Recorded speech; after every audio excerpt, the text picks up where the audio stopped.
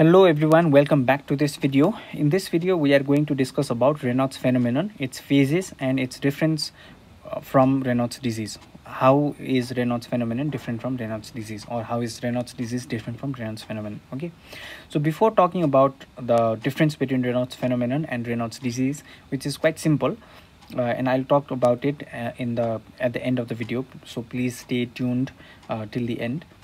I'll tell you about the different phases of Raynaud's phenomenon. So in this very short conceptual video, I'll talk to you about the three phases of Raynaud's phenomenon. So the first phase, before understanding the first phase, let us understand this normal physiology. Well, this is not something that needs to be discussed, but just for the sake of a very rapid review, I've made this crude diagram where if this is your hand, let's assume that this is the arterial system. So the arteries, they bring blood into the hand, and this is the venous system which drains blood out of the hand. So this carries deoxygenated blood, the blue colored blood, although it's not actually blue colored, it's more of a dark red colored blood, and the bright red colored oxygenated blood is brought into the tissue, into the organ by the arterial system, okay, by the arteries. And so this would be the area of capillaries. So this is the normal blood supply, vascular supply of any part of the body. So what is happening here is, in phase 1 of Raynaud's phenomenon, both of these vasculatures, or both of these blood vessels in phase 1, both of these blood vessels, they undergo spasm. Okay, so your arteries also, they undergo spasm, and the veins also undergo spasm. So what is happening if the arteries undergo spasm? So let's say a normal caliber of an arterial lumen would be this much. Okay, normal arterial lumen, its caliber would be this much. If it undergoes spasm, its lumen's caliber, it will decrease, obviously, right? So this also means that the blood supply to the hand in question, the organ in question here is hand, so the blood supply to the hand will decrease. Okay, there is a decrease in the blood supply to the hands, right? That is the first thing that happens. But there's also a spasm in the veins. So obviously the lumen of the veins, let's make veins like this. So the lumen, the diameter of the lumen of the vein also decreases, okay, because the vein is also in spasm. So whatever the blood that the vein had, it pushes it outside. Okay, it pushes it outside. Why? This is similar to the concept of milking of vein, although it's not something that you like. It may not be correct to use that term while explaining phase 1 of Raynaud's phenomenon, but just for the sake of understanding this concept, I want you to think that the vein pushes the blood outside. So there's no blood. Obviously there would not be absolutely no blood at all.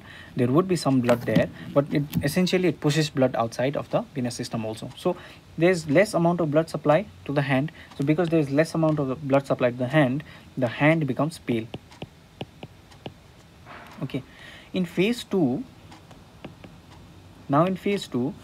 the arterial spasm, it relaxes. Okay, arterial system, it goes into relaxation, but the venous system, it is still in spasm.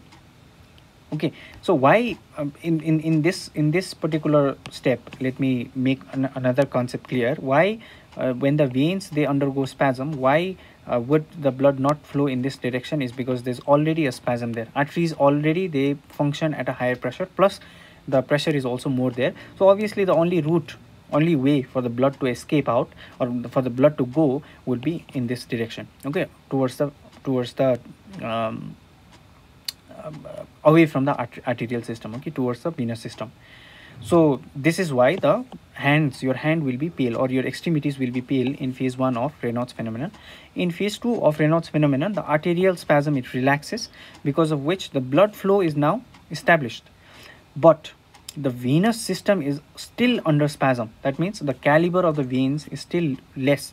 So there's some it could also be translated as, or it could also be understood as, that there is an obstruction to the flow in the venous system, right? So because there's an obstruction to the flow of blood in the venous system, whatever blood is here, it may be highly oxygenated, but the arterial blood also loses oxygen, because the tissue is in somewhat of an ischemia in this from this stage itself, so the oxygen demand would also increase in the tissue, so there would be a lot more deoxygenation of blood here.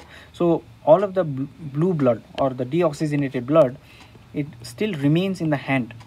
Okay, a lot of the blue blood, it still remains in the hand because the outflow is obstructed, and because of which this gives a characteristic cyanosed appearance. Okay, cyanosed appearance of the hand. So your hand would initially be pale, and then your hands would be, or your fingers or your extremities, they would be cyanosed in phase 2 of Raynaud's phenomenon. Okay, so again, why is the hand not red? It's because blood from the arterial system, oxygen from the arterial blood will diffuse out into the tissues, and the blood becomes deoxygenated. It is not the oxygen that gives color to the skin, or color to the hand, or color to your extremities. It is the blood, the hemoglobin, the character of hemoglobin, oxygenated versus deoxygenated, oxidized hemoglobin versus reduced hemoglobin is what is giving the color to the skin. So because there's a lot of deoxygenated hemoglobin here, your hands, they become cyanosed. Finally, in phase 3, what happens is, in phase 3, the cyanosis is resolved. Why? Because both arterial and venous spasm, they relax. Okay, the veins also, they undergo relaxation. So this venous spasm is also relieved. Okay, this is also relieved. So there's a normal establishment of the normal blood flow. Okay, the blood normally flows as would in a normal hand. So look at your palms, they're usually red, right? So unless you have anemia, they're usually red. So your palms, your extremities, your fingers, they would now be red in color because the blood supply, blood flow is now re-established. Okay, so these are the 3 phases of Raynaud's disease, Raynaud's phenomenon. So what's the difference between Raynaud's phenomenon and Raynaud's disease is, these 3 things, this is what Raynaud phenomenon is. But a Raynaud's disease is when all of these 3 things happen in the setting of, when they happen in the setting of connective tissue disorders, CTDs. That is known as Raynaud's disease.